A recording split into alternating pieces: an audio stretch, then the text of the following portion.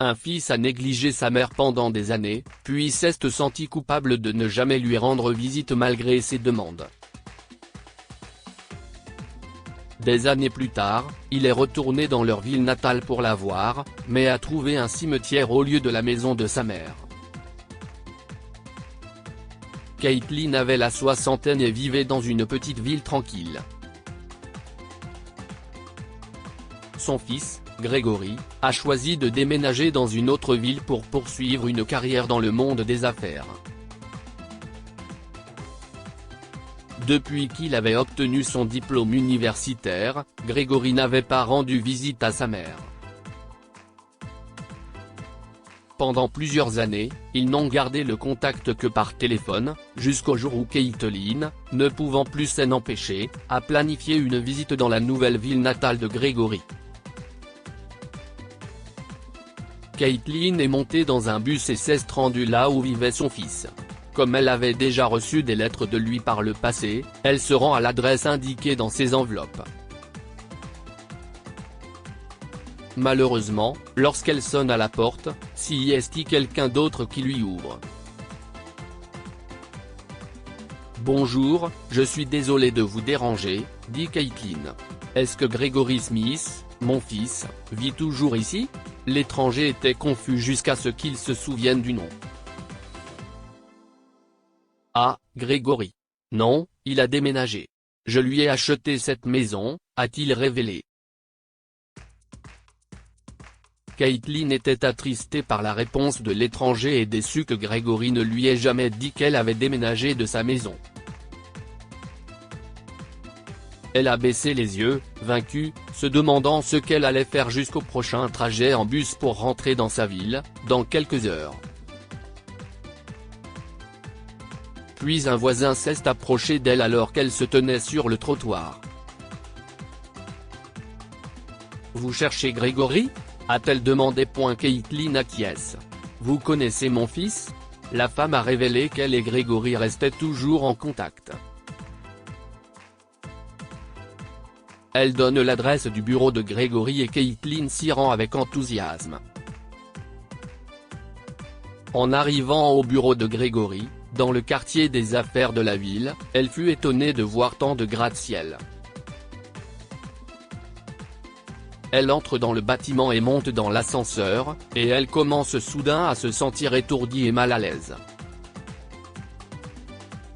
Elle n'était pas habituée à de si grandes hauteurs. Une fois arrivée à l'étage écrit sur le morceau de papier, une réceptionniste l'a accueillie à la porte.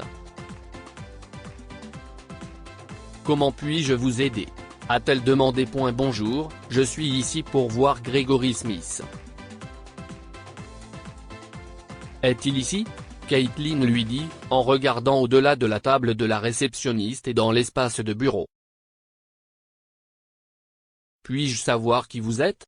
répond la réceptionniste. « Je suis Caitlyn Smith. »« Je suis sa mère », répond Caitlyn tranquillement.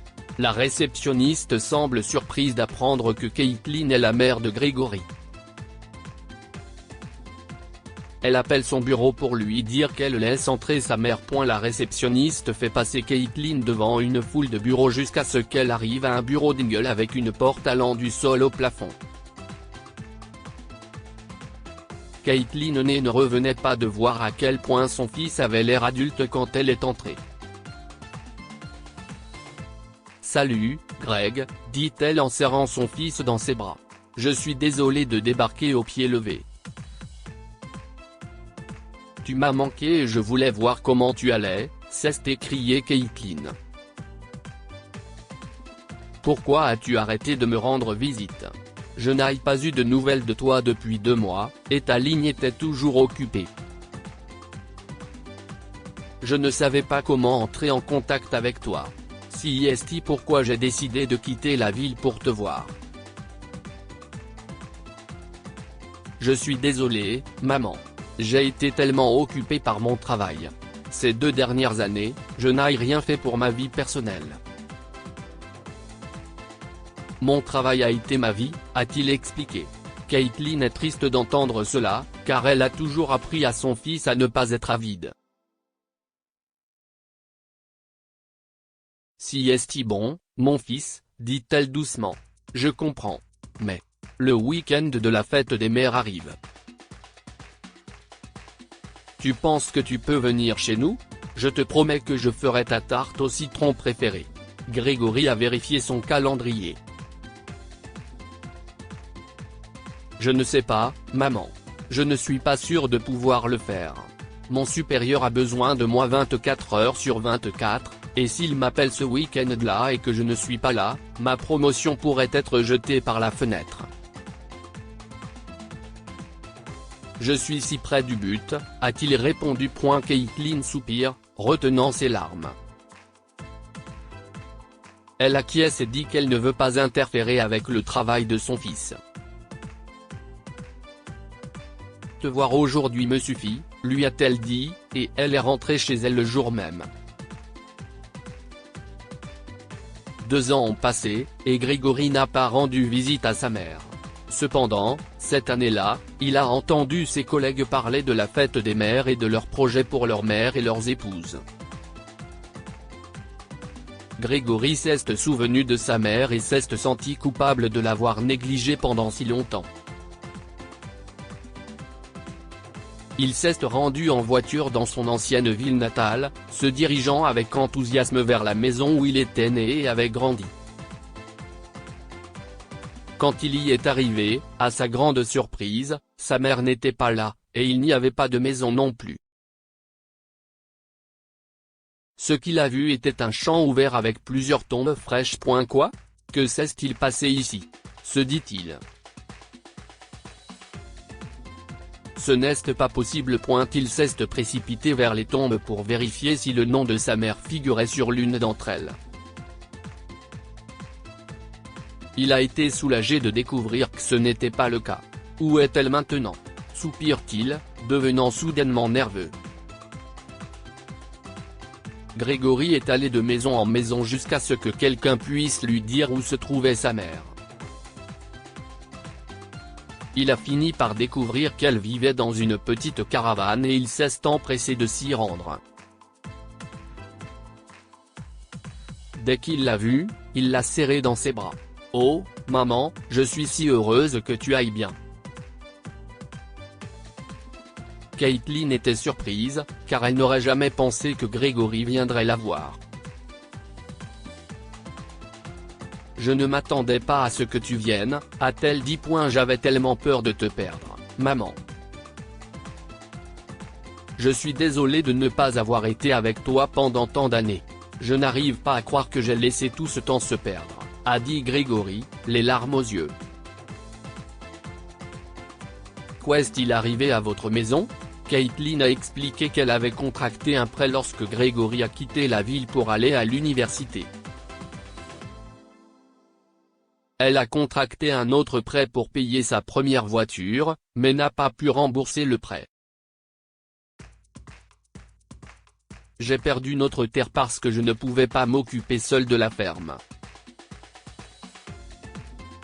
Je ne pouvais pas rembourser la banque, alors j'ai essayé de te demander de l'aide, mais j'ai vu à quel point tu étais occupé et stressé par ton travail. Je ne voulais pas t'accabler, alors j'ai vendu notre maison pour tout rembourser, a révélé Caitlin. Maman, tu aurais dû me le dire. Tout cela arrive à cause de moi, a-t-il dit, se sentant encore plus coupable. Fils, je ne voulais pas être un fardeau pour toi. Tout ce que je veux, si est que tu sois heureux. Ne t'inquiète pas pour moi, je suis bien ici, lui a-t-elle assuré. Grégory pleure et continue de serrer sa mère dans ses bras.